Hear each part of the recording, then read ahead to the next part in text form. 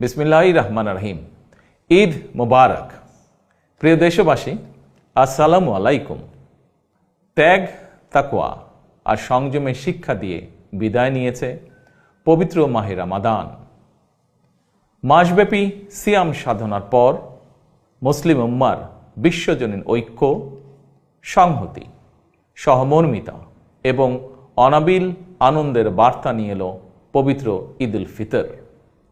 প্রতিটি ঘরে, প্রতিটি পরিবারে ঈদ আনন্দ পৌঁছে যাক সকলের তরে।